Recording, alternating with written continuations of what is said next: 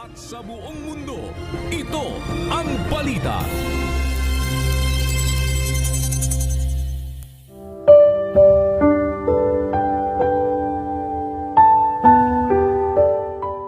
Ang mga hain sa Diyos ay bagbag na loob, isang bagbag at may pagsisising puso, O Diyos, ay hindi mo wawaling kabuluhan.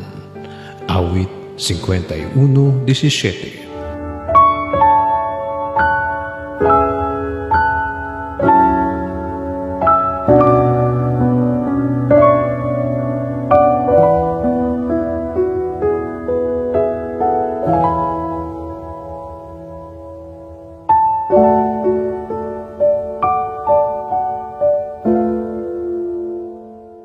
Sa ngalan ni Kuya Daniel Razon, ako si Mon Hocson.